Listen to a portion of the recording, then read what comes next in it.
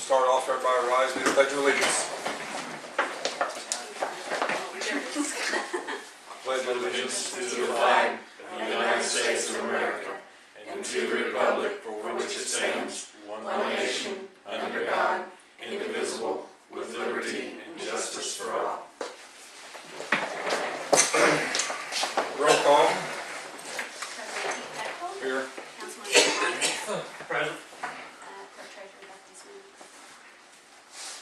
Okay, we can skip through all this other stuff on the agenda because tonight's a special meeting with Thompson Insurance and Midwest Engineering and SIDC. Do you have anything, John, before we start? Appointment of Tavella Vega on the town council. You have a name? I nominate and suggest Mark Moreland. I'll second that motion. So it'll be 2-0. Unanimous. And Beth, if you can take the minute to swear him in, I can see no reason why he can come up here and join us for this meeting. All right. And place your right hand and repeat after me. Wait a minute, don't be in such a hurry here. Oh, goodness. We have to do it all over again.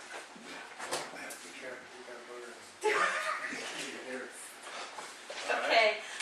I, Mark Moreland, I, Mark Moreland, do solemnly swear do solemnly swear that I will support the Constitution of the United States that I will support the Constitution of the United States and the Constitution of the State of Indiana, and the Constitution of the State of Indiana. and that I will faithfully, impartially, I will faithfully, impartially, and honestly uphold the duties of this office, and honestly uphold the duties of this office, or I will be discharged from the duties or I will be discharged of the duties of this position as council member of this position of council member for the Odin town, or the town of Odin, excuse me, for the town of Oak. sorry. Excuse me. Congratulations. Congratulations. Mark? That's how I like them, smart. So if I could get you to sign this for me, All right. pass that down to him. Welcome. Thank you. Actually, it's pretty close. I'm sorry. Okay, while he's signing that, I'm gonna let Marilyn start with Thompson Insurance real quick, and we'll move from there. Okay, basically what I want to do is kind of give you an overview of what we're doing right now. With the healthcare reform law, there's a lot of things changing. Your renewal is not until January 1. However, we've already started, or in the process, we've taken applications from the employees. We submitted those to different carriers to see what kind of rates we can get on the general market with the carriers. Also, those care exchanges have opened October 1, which we're looking at that as well. And the reason we would do that is because it may be best for the town to actually cancel your small group policy, let the employees go to the marketplace, get their insurance, and then as the employer, you could decide, do we want to give them a pay raise to help them pay for that, or what's the best option for the town to do? So we're looking at that as well. Those healthcare exchanges, the way they work would be, we take Beth, for instance, who's an employee here, and we ask what her wage is, and with that information and her date of birth, zip code, we then can put this information in, and it shoots out a premium for what it is for her, and then maybe she gets a subsidy or a discount off of that insurance price, depending on the plan, because of her income. So we're doing that for each employee as well, based on the W-2 information that Beth has provided to us from last year.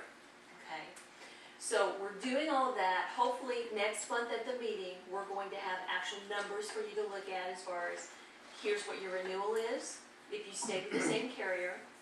Here's what's the best pricing we can find from another carrier, and then here's if we go to the marketplace to look at it. We did a quick marketplace comparison. For some people, it's $200 or $300 cheaper a month, and for some, it's $100 more a month. So overall, in looking at it, the pricing would save the town about $700 a month for the marketplace. A month. But again, like you said, some employees would gain from this, some would lose. And it depends on, this is pricing a plan that's in comparison to what you have right now, which is a pretty benefit-rich plan. So then, like I said, when we sit down next month and look at all these numbers, then you as a board can decide if we cancel the small group policy and have everyone sign up to the exchange, what do we want to do to try to make that employee whole again? And you're not required to do anything, I mean, you can do whatever you want, but employers are taking different roads. You're saying it'll be next month for you have the numbers, or in 2 weeks for a monthly meeting? Oh, well, that, in 2 weeks, I may have all the That's our numbers regular back. monthly meeting. Okay, yeah, I thought yours wasn't till next month. No. So in 2 weeks, we should have all those underwritten numbers back. The only reason I say that because, well, you know, last year we was kind of at the last minute, didn't have Right. much of a choice. I just wanted to kind of Right, stay on this where we got decisions to make right, and not before the feel. end of the year, yes. Say winners and losers, some would benefit because of age or health history or. It's not based on any health history at all, it's based on ages and zip codes. And actually, the younger individuals end up paying more now than what the older ones do. Really? Yeah, and the reason is, they're trying to make up that difference. They're bridge paying that- for the older ones, Right, bridge that gap. Obamacare. Yeah, I know him. Yeah. Do they have any choices in the policies Yes, or the plans yes. that In they the select? healthcare exchange, yes, they would have several choices. There's actually 3 main plan designs. There's gold, silver, and bronze. And within those, there are plan choices as well.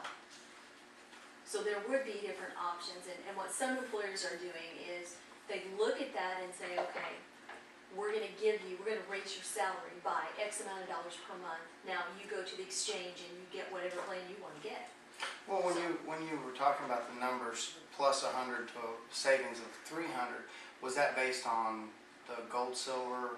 That was on Which- a plan in comparison to what you have right now. You have a $1,000 deductible, it's 80/20 after that.